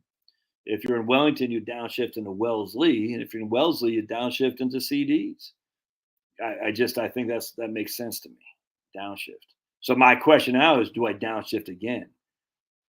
That's what and I think about this all the time. And I just did a video of the best investment strategies. Don't even think about this stuff. Don't even think about this stuff. But, that's over a 30-year time frame where you're contributing. And I'm thinking, I get it. It works great, 100%. But, the facts are the Great Depression happened. 2008 happened. And, 2008, significant amounts of people lost their income, i.e. they got laid off. Their houses were underwater. And their portfolios were down over 50%. So if you were able to survive that, it's a survivor's bias, if there ever was one. Like this guy I was talking about today with Chris Barfield, he was working a government job. He wasn't getting laid off. He still has salary, still plugging away. And that's not to be like, oh, government employees. No, anyone could be a government employee. Not me, because I'm a white guy. They don't want white guys in there anymore. I'm just triggered. I'm triggered. Anyway, the point being was, but if you survived that, you're loving life. I didn't look at my TSP accounts. I didn't look at my investment accounts. I just kept plugging. That's great. But in the meantime, those of us who were in a world that hurt financially because our job was getting cut, our house was upside down in market value relative to debt, and our portfolio was down 57%. It's awful hard to not take a peek and say, how am I going to put food on the table? You see what I'm saying? I completely disagree because I'm self-employed. All right. So for me, the big albatross I have in my head is, well, paying $500 to get that guy's various vaccines. Yeah. It's his house and it's still got my kids. You see what I'm saying? But the albatross is the debt. Once the debt's laid out and the kids are out, we'll live cheap. I mean, it's not that big of a deal. But if you're about ready to retire, and so for me, I look at it as being self-employed, you're about ready to retire. You're the same risk scenario as someone's about ready to retire, because a self-employed income can stop just like that. And then, like a soon-to-be retiree, you're digging out of your portfolio. You see what I'm saying?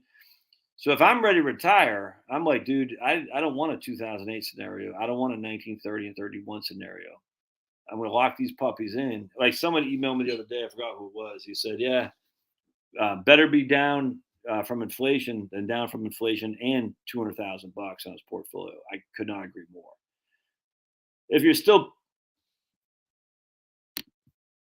oh wait, let me hold on a second. I want to see what this guy. Yeah, I'll elaborate on that. This guy said EDV. I want to look up his EDV. Hold on a second. That's what I meant to do before I forget. EDV. Let's take a gander. Wait, did you say EDV? EDV, Vanguard EDV. Is that an ETF? I don't see it. Oh, ooh, yeah, it is. You're right. All right, sweet. Oh, let's take a gander. Ooh, ooh, this might be Treasury. We want to see that as government bonds. Oh man, I might have to partake in some of that. Extended duration Treasury. So duration just is what that means is the risk for every 1% increase in interest rates, how much will it go down the price per share? And it's the same way for every 1% drop in interest rates, how much will it go up price per share? Treasury means it's government bonds. Who said that? Jeff? Jeff? Yeah, Jeff. Man, I got some people in here that just freaking kick ass. The rest of you guys don't, but Jeff does. Just long government. Look at that. You get 3. Jeff, you might have made my day. If I was a drinking man, I'd buy a Guinness. You're getting 3.8% as a 30-day SEC yield. So far, I guess that's year to date. Look at that. It's already up 10%.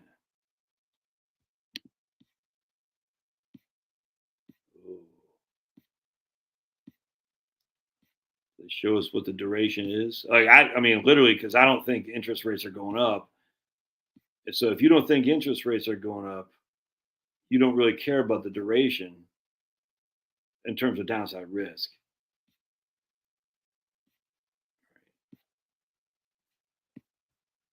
Right there, 24 years. So that what that means is for every 1% increase in interest rates, the portfolio would drop by 24%.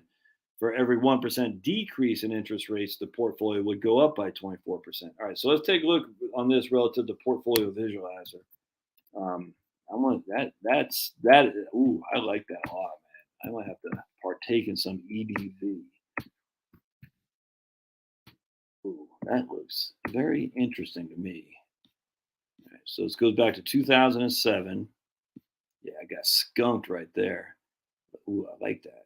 So it didn't do much. I mean, literally not much. I'm not going to say not much. I mean, it was up to right here. It took 12 years to double the money. So that'd give you about a 5% rate of return, roughly, if we do the rule by 72. Yeah, I think it'd be about 5% a year, something like that, maybe a little bit more.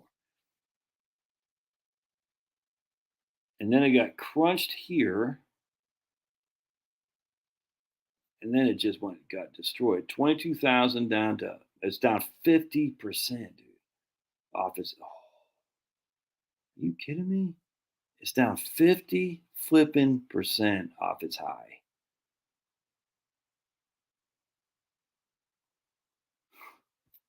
Wow. Wow. I like that. Damn, look at that.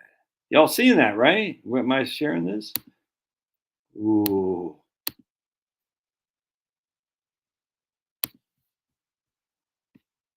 Man.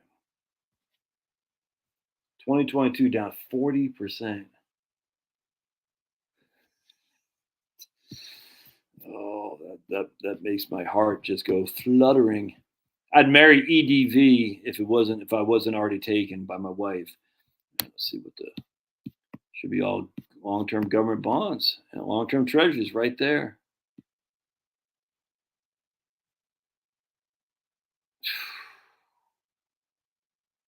Dude, Oh man, I might put a trade in. I might sell half of my freaking Wellington and buy that sucker.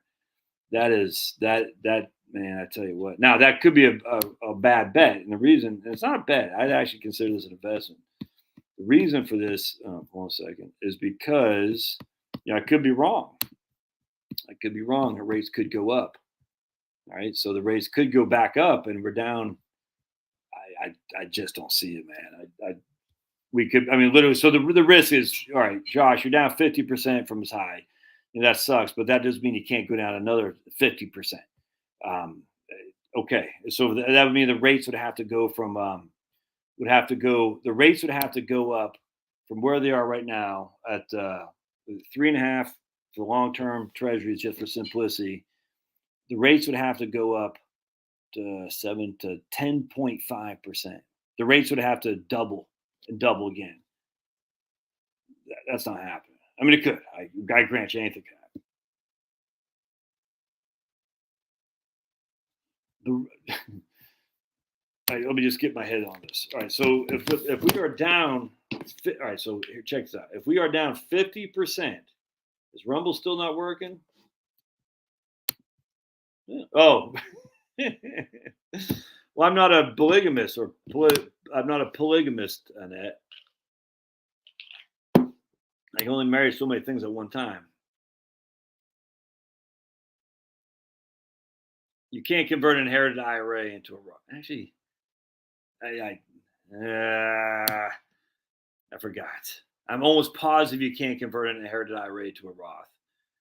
Lisa, is that your YouTube channel? You got a YouTube channel, Lisa? Figuring out retirement. Speaking of which, my man William Collins, if you're a nurse, I'll shout out this guy. He sent me an email, and he's been trying to reach out to me, have like lunch or something like that. I'm not all that interested in, frankly, having lunch with a guy who's trying to learn the business, to be honest. And I know that sounds rude, but I kind of blew him off. I was like, yeah, I don't really want to.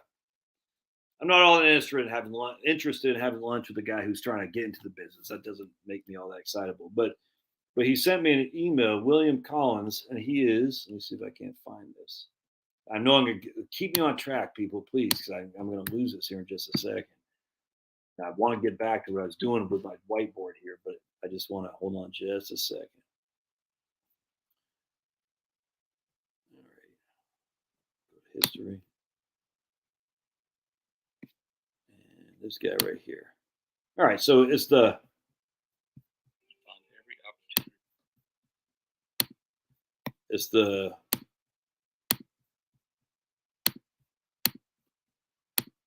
Nurse's Guide to Retirement, the Nurse Financial Advisor. William Collins, I think is his name. What's his name again? Right there. Collins Financial Man. William Collins, there you go. All right, so he used to be an electrical engineer, all kinds of stuff. But I'm going to just listen to this. Electrical engineering, construction, information technology, and of course nursing. Prior to starting as a financial advisor, I worked in various hospitals around Northeast Georgia. All right, so that guy's voice and the music is very soothing. Now, that would drive me up the wall, frankly, but very soothing. He's like, he's a smart guy, you know what I'm saying? He's kicking ass, taking names. I love it. So his videos, and I'll email him, say, well, your videos need to have more application. Like, he's kind of just saying, it's like the nurse's guide in retirement. It's kind of like basically stating facts, like Roth IRA. I was like, okay, no one really cares about that because they can find that on Google. But what you should do is you should use that voice of calming with that low, but you got to turn the music off a little bit, not off, but lower in the background so people can hear your voice and not be conflicting with the music. But that guy's a good opportunity to make some. See, so a couple things real quick. The Nurse's Guide. There's riches and niches, folks. Riches and niches. The Nurse's Guide. Well, I'm a nurse. Yeah, this is why you should listen. You see what I'm saying? On top of that, his composure is a hell of a lot different than mine. I'm all over the place. You know what I'm saying? And I don't even know what I say half the time because I'm like, nah! He's very deliberate, easy to listen to, easy on the ears. That would drive me insane. But then I follow my man John at Jon Levi. What's his name? 1 second. And he's got a voice like that too. And it's like with music in the background. Oh, and John is a conspiracy theorist like I am. And I say that with all love because if you don't believe in the established narrative, inherently you're a conspiracy theorist. But Jon space Levi, that guy kicks ass too. All right. Anyway, I don't know why I said that. But anyway, right here. So the Nurse's Guide to Retirement from what's the guy's name again? The YouTube, the Nurse Financial Advisor. Good marketing strategy. But you can't just go on YouTube. Well, you can, but you shouldn't just go on YouTube and say, Roth IRA, traditional. You got to give people something to chomp into. All right. Anyway, so I just wanted to, all right. So there's Lisa. That's what I'm saying. So that's what brought me up on that. Did Lisa from the Figuring Out Retirement, did she ever email back? Guess not. Or do the thing back.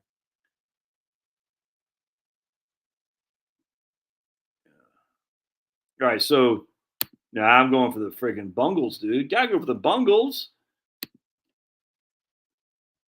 All right. What was I getting ready to say? Oh, I was doing something. Oh, that's what I was gonna do. All right. So EDV. All right. So EDV over the last 2 years went down 50%. Right? Went down 50% over the last 2 years. Has a duration, we're just going to say 25 because that's a nice, easy round number. 25 is a duration. Again, the duration means for every 1% increase in interest rates, the price of the fund goes down by 25%. Right? Every 1% decrease in the interest rates, the price of the fund goes up by 25%. Everybody following that so far? All right. So now we're going to go look, and we're going to get my glasses on, and we're going to look at the long bond. And the long bond from, I think this is right there, from July 2020. Okay, cool, good. So let's go back. So July 2020. Yeah, right. Oh, perfect. Yeah, right there. Sweet. Is at 1.3. Oh, yeah, this is good. Man, you stink, Pablo. Woo, that smells. All right, so July 2020 is actually even, we'll just say 1.25. That was the interest rates, 1.25 on the 30-year Treasury bond, 1.25 in July 2020. Now the interest rates are 3.68. 3.61. So, I mean, literally, you can see rates went up by 2%. It fell by 50%. Look at that. Now, don't forget there is some interest that you're getting all that, but that works almost perfectly. It went from the rates were at 1.25, they're at 3. I mean, it depends on what day I get it, but still, at the end of the day, you get it. Look at that. Worked like a charm.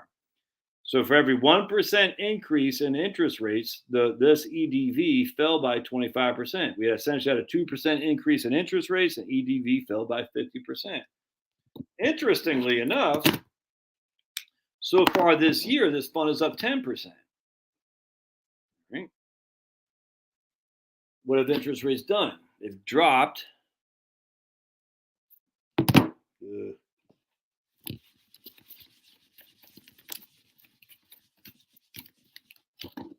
All right, so interest rates have dropped from 3.9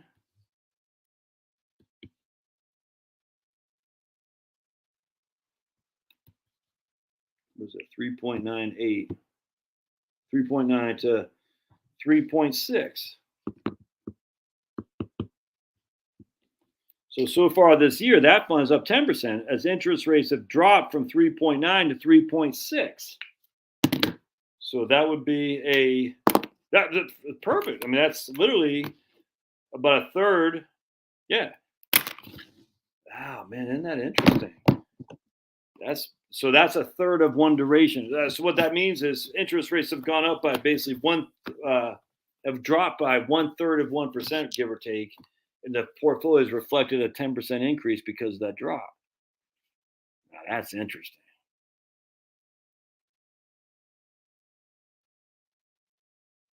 That's interesting. Huh. So even if interest rates stay flat, you're getting 4% guaranteed from the federal government. That's your 30-day SEC yield.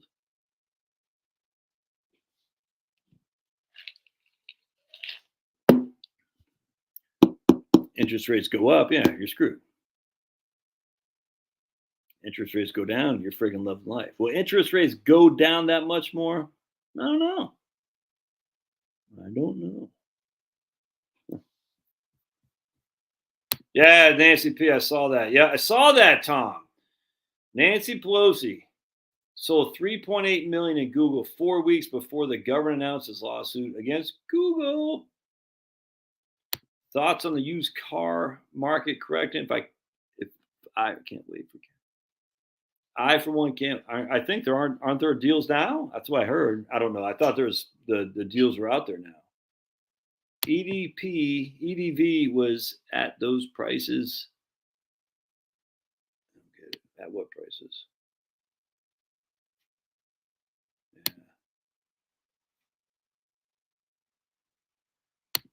Yeah, here's James retired 58, 2 years ago after 32 years with a nice pension. Right on, man. Oh, so someone said, what did they say? Why did I convert 100%? Oh, right here. Who said that? Mighty Storm. There's a storm coming.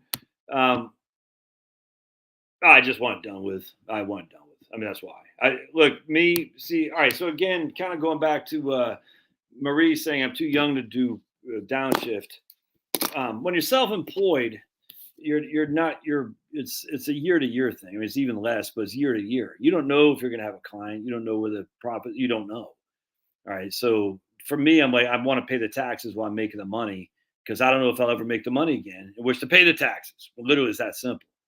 All right. So I should have done. I didn't. I should have converted in 2020. I mean, I was telling everybody to do it, and I didn't do it myself because I was worried because I had a big tax bill to pay, and I was like, I can't add to it. But so I literally just sent the IRS $20,000 just yesterday, on top of 25,000 I sent them about a month before, on top of all the other taxes that I still will probably have a tax bill to pay. I mean, it's you'd be stunned. I mean, look, I'm not a millionaire, but you'd be stunned how much money I'm making right now. It's insane to me. I mean, it's great. I love it. I freaking love it. I'm happy for it. But 45% doesn't go to me. It goes to those guys and stupid Governor Kemp. So if I made $300,000, $400,000, which is freaking insane amount of money, I'm just saying. Let's just say I did. I'm only keeping 225 or 250, which is an insane amount of money, and that's going to pay off this mortgage. All right, I'm not netting that much. Just FYI, just using that for an example. But with that said, when you're self-employed, you got to pay both sides of the FICA. You got to pay ordinary income tax on your income. You got to pay state government in the Georgia. So when you factor all these things, it's you got a lot of taxes due. Well, thankfully, thanks to you guys, I have the money in which to pay these taxes. And I'm going to bite the bullet while I got the money coming in. So for me, it was like one of two things. What I was doing before, I'm going to go in the other room. I'm going to get some water. What I was doing, let me grab my phone too. Hopefully you all can still hear me. What I was doing before Mighty Storm is the reason I did not convert in 2020, I didn't want to add to my tax burden, and I wanted to pay down my mortgage. I still do. I was going like a crazy man on paying down my mortgage. Any extra money I got, I was using it to pay down my mortgage like crazy. You know what I'm saying? And because I had a 5.5 arm, right? And I knew it was going to adjust, and I said it's probably going to adjust against me. And it did. Not as bad as I knew exactly what it was going to be. I had this planned out when I did the arm. I knew it could go up no more than 5.25. And that's exactly what happened. It went up to 5.25. So now I'm locked in for 5.25 for the next 5 years, and I'll be done by that time. Dropping stuff. And we're still here. All right, sweet. And I'll be done by that time. That's my goal. I'll no longer have any mortgage at 5.25 in 5 years. But the last 2 years, I said, man, I missed out on a good opportunity to get some growth in my portfolio. tax-free because I was focusing so much on my mortgage. And on top of that, I said, the problem is, while having equity in your home is great, equity doesn't put food on the table. You have to have cash. Now I have a big equity line of credit that's, that I use to pay for my this right here. Excuse me, Pablo. Right there. You're not going to be able to see it very well. But that screen and porch, so I'm paying that back. And I'm making pretty significant payments. Again, my goal is 5 years, no debt. But my goal before I did Roth conversions was I want to be debt free in 3 more years. So the Roth conversions and that guy has put me back a couple of years. But anyway, so long story short, I said, well, the equity is good, but I don't want to have to rely on an equity line of credit if things go south. And so what I did is I just said, okay, instead of paying off all the debt, let's just go ahead and pay off the taxes, essentially prepay the taxes, while the getting's good. And the getting's good right now for me.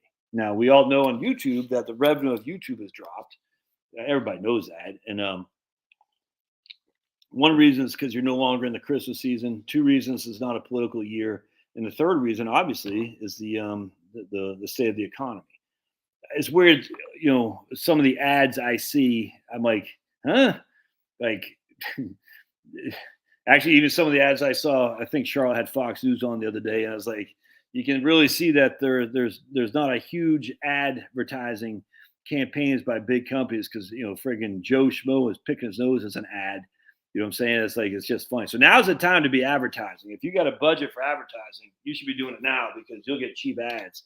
I mean, some of these ads I'm seeing on various YouTube things and on the TV, and I don't watch that much, but I'm just like, oh man, these are weak. So they must be scraping the bottom of the barrel. The Googles of the world, the Fox Newses of the world, and whatnot to have these ads on there. So if you have an ad budget now, you should be advertising. You're gonna get cheap ad time. That's a fact. Anyway, so for me, I was like, well, I knew the revenue was going to go down because of being from YouTube, being after the election, also being in a slowing economy, if not an outright deflating economy. And I said, well, I still have the money coming in. Let's just go ahead and prepay the tax man. And that's all I did. I could not be happier. So I'm 52. So what happens here is once you do your conversion, each conversion is its own 5-year thing. All right. And so to have access to your Roth, you have access to the amount of which you did the conversion without taxes because I already paid the tax. Now I don't have access to that without a 10% penalty. Right. So I'm 52. All right. So last year I did a conversion, $100,000. I'll just say that $100,000 conversion last year, which means that'd be 2022, 23, 24, 25, 26. So in 2027, right? Yeah, 22. Yeah, 2027, I'll be 57 years without any income tax, but I won't have access to the entirety without a penalty. Or will I? No, I have access to the entirety without a penalty as well, other than the gains I've made. That's what it is. So the gains, if there are any, to be qualified tax-free, you have to be over 59.5. So I'll have access to my principal, the amount I converted. Right now I have access to it without a penalty, without any income tax, without any income tax, because I paid the income tax when I did the conversion. I don't have access to it without any penalty until 5 years are up. All right. Then I'll have access without any income tax, without any penalty, but I'll still have to not touch my gains because the gains will still be subject to taxes and a penalty because I'm under the age of 59.5. Hope that makes sense. But I was like, all right, let's just say things go south, for a while. I don't want to add any more debt because I'm trying to pay it down. Well, I'm going to need some money. Where's the money come from? Well, it can come from an IRA. This is what happened in 2017 for me when I started this business. I took $100,000 out of my IRA. The net proceeds it cost me $30,000 in taxes and penalties. So my gross distribution is $130,000. I only got $100,000 of that. You know what I'm saying? Because $30,000 went to taxes and penalties. And I don't want to have to do that again. That's a learning experience for me. It says when times are tight, you need money from your retirement accounts. Oh, well, you're not in the high tax bracket. Well, maybe not, but And I need money, and the last thing I want to do is have to shell out another 30,000 to stupid Governor Kemp and stupid Sniffy Joe to have access to my money. You see what I'm saying? And anyway, so I'm like, all right. So if things go south again, I want access to my money as least encumbered as possible, and the way to do that is to have a Roth or a brokerage account. But I don't. It's already in a 401k. Yeah, I hope that makes sense. My man here's Renee. 55, 100% stocks and IRA. Now 61 will delay Social Security. Oh yeah, 1%. Increase. Yeah, absolutely.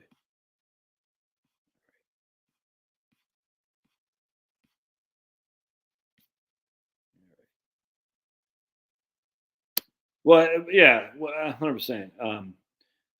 We won't have enough to really be in the widow's tax trap, Marie. I mean, literally, once we're going to be poor on paper. That's all there is to it. And I don't have $1 million portfolio. Far from it, guys.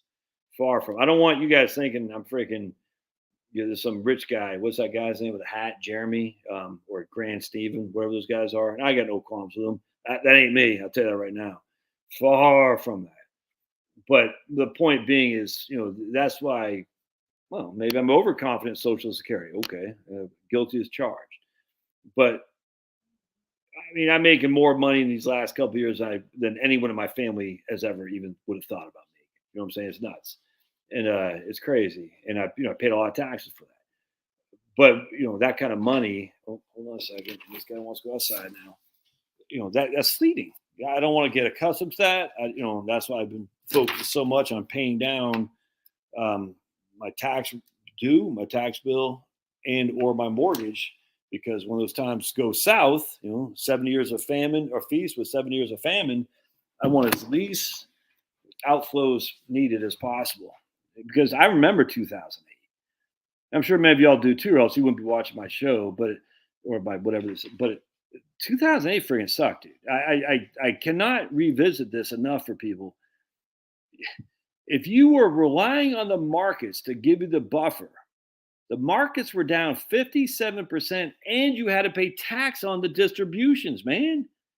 I'm not talking to anyone here. I'm just saying, not only you were down 57 cents on the dollar, you still owe taxes. Do people not see this? There's no equity in your home, none.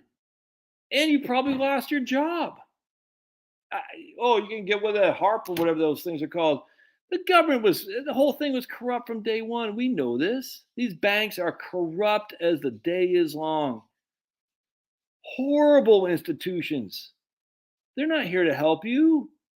We remember Wells Fargo, they were opening credit cards against, the whole thing is insane. I mean, when I worked at a bank, I get dinged from my boss for waiving NSF fees because the NSF, non-sufficient funds, was one of the highest profit margins on the P&L sheet. You're like, what? He gave you like 3 a month you could waive. I was like, what? You're talking, we have long-term customers. They make a mistake. Oh, you already had your 3, you can't waive it. It's like, this is freaking insane. Everybody knows NSF charges, fees are huge profit margins for banks. Oh, but they care about you. No, they don't. I mean, look, man, I had 4 young children. Maybe I might be like a person from the Great Depression. I get it. We moved to San Antonio because my job was dead to rights. I made $32,000 in 2007. Yeah. And it wasn't going to get any better. With 4 kiddos, a mortgage, car loan. I don't think I had student loans by that point. I think I just paid Chloe's hospital bills off.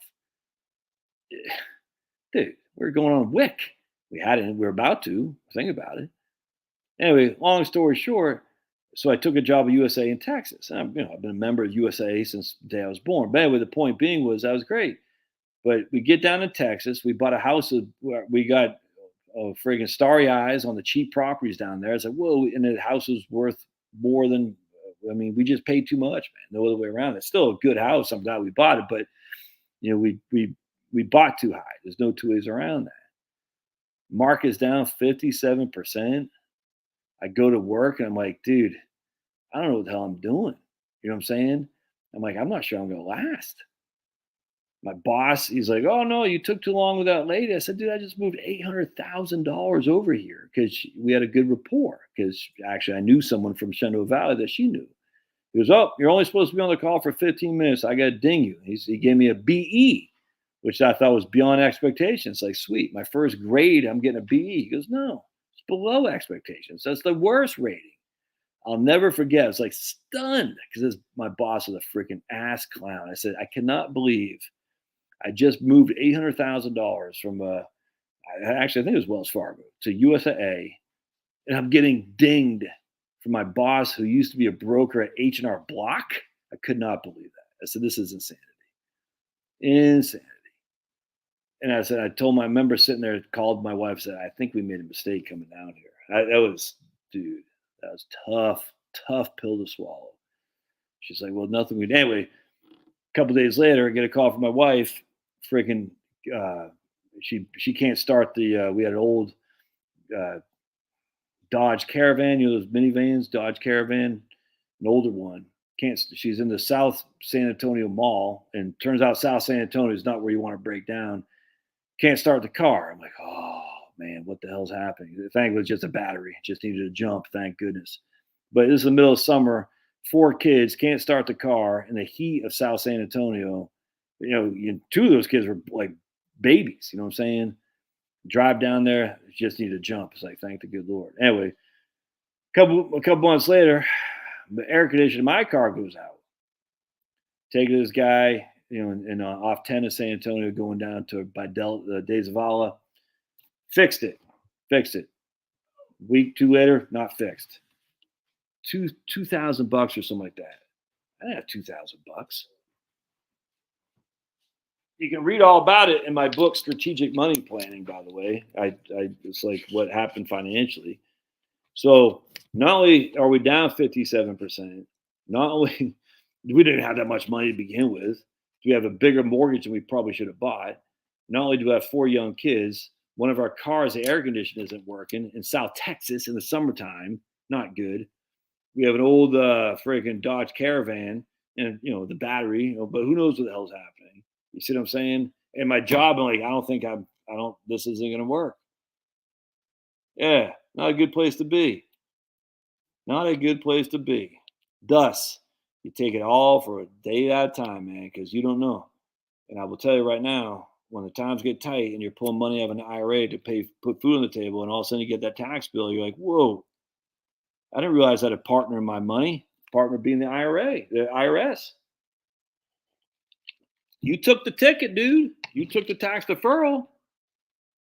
Yeah, you got a partner. Forever will be until you pay the partner. You got to give to Caesar what Caesar.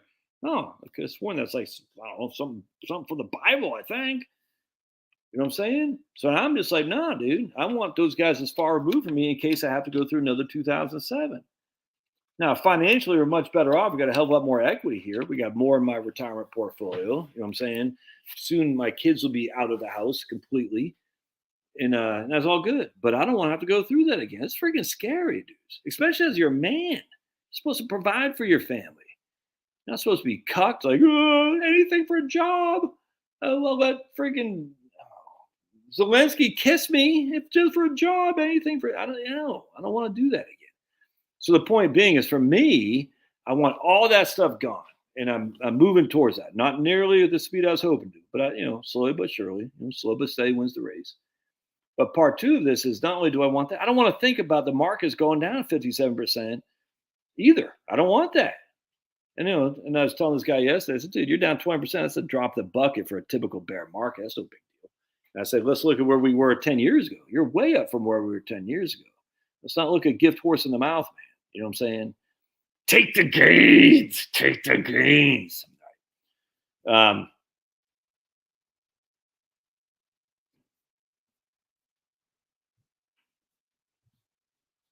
Yeah, dude. South San Antonio. Oof. We delivered one time, maybe twice. We delivered Meals on Wheels on Thanksgiving. Another thing, too, I don't want to hear about people. We're so poor. You go to South San Antonio, dude. You'll see some freaking poverty. You'll see some damn poverty. Oh, we're so poor. No. Nope. Don't want to hear it. I hate hearing that crap. I'm so poor. You got 3 hots and a cot. You're doing just fine. And we delivered Meals on Wheels, and most of those people, old people, couldn't speak English. But just the fact that, here's some white people from the north side coming up, and they, just it made you feel good. A good experience for my daughters because they've been raised affluent, relatively affluent, in stable condition, which is what you want. You don't want to give your kids street smarts. You want to tell them to avoid, the bad behavior, avoid bad places, but you don't want to say, I'm gonna have to teach you street smarts. No, you just tell them, come on. We don't want that. But you also want, and you don't want to expose them to idiots, but you want to expose them to real people having real issues. That way they can say, be grateful for what they have. Because those real people having real issues, they might have brought them themselves, they might not have. We will never know. I'll never get that. That was a good experience for me too, to revisit. Like, oh, you're so no.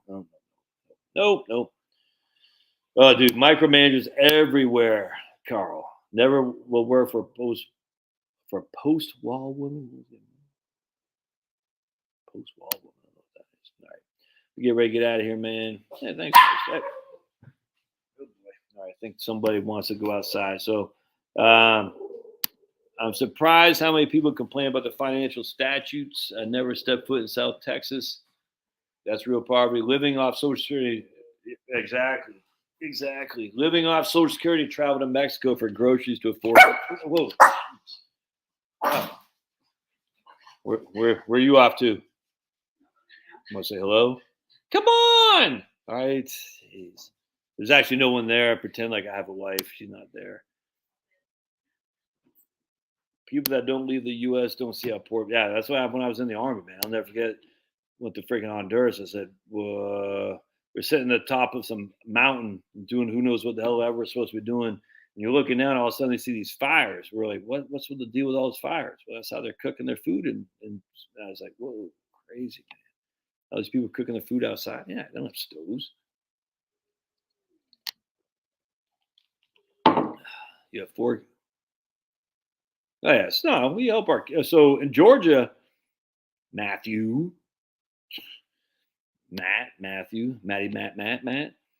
We have something called Zell Miller, and the Zell Millers, they pay for tuition. You still got to pay for room and board.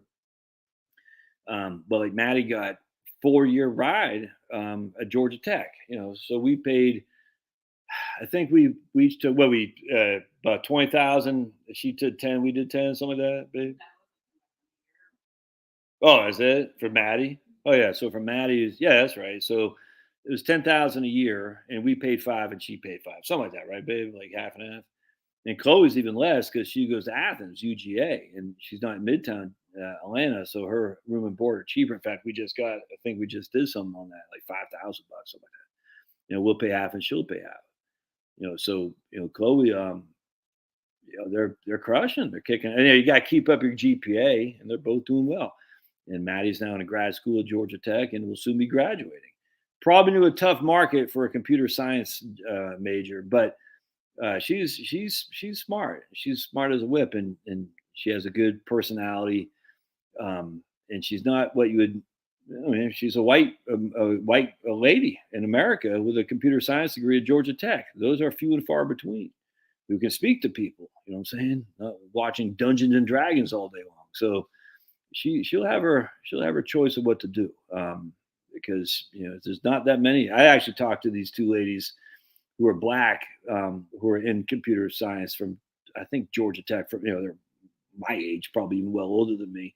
Like the only 2 black women in America, essentially, with computer science degrees. It's not quite, but it's like there's not that many. It's crazy. I said, that's nuts, man. And they say, yeah, we're in high demand because there's not many of us. There are tons of Indians. That's great, but not that many American girls, white or black, but specifically blacks, because blacks don't have a huge population size as it is in the United States relative to white. So it's she's in a good place, and Chloe's still figuring out what she wants to do. But at University of Georgia with the Zell Miller, it's free other than room and board, and the stupid fees they make you pay, like to buy the stupid tickets to football. My boys, I don't know, man. I don't know, but whatever they want to do, we'll help out. And by telling them, if you don't keep your grades up, then you're going to be chosen. You'll have to do something that you might not want to do. Like I had to do. I had to go in the Army because I didn't keep my grades up. So I said, you got to keep your grades up and you'll have decisions. You have choices. You don't keep your grades up, you won't. All right, I'm going to get ready to get out of here. Someone wants to take a walk. This guy right here. He's like, Dad, you're not paying attention to me. I can go for a walk.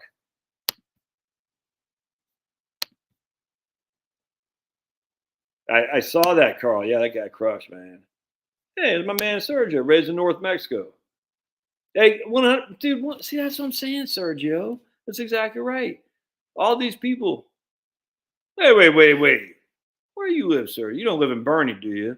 You're not from Tampico, are you? Anyway, because you have that right there. I wonder if you're an engineer. We knew a guy. I could have sworn I can't remember his name, but he moved up from Tampico and lived in our neighborhood, and he is an engineer. I can't remember. I could have sworn his. Hey, babe. Remember that the people from Tampico? What's the husband's name? Remember? Angel?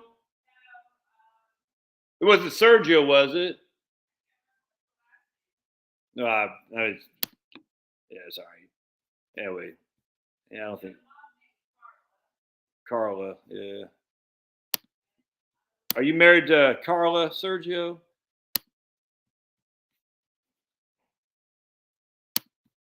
All right, gotcha. Oh no, not same guy.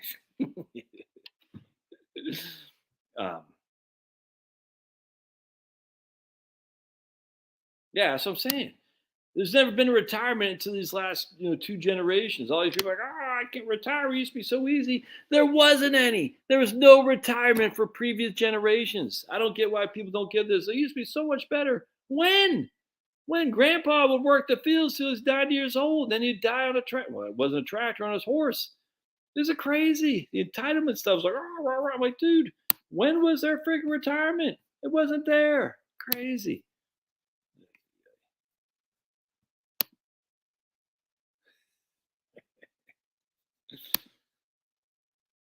Dude, Portugal. I don't know if my man John's on here, but Portugal, a lot of people move there, James. I'm not doing it. I'm with the United States sinker swim, and we're sinking, so I'll go down with the boat. All right, I'm gonna get right out of here. God bless, guys. Thanks for being here. Yeah, Pop got me. Oh. All right, see you guys. Thanks for being here. Remember, Friday at 4 p.m. on Locals, and then Monday 8 p.m. So we'll see you guys. Thanks now.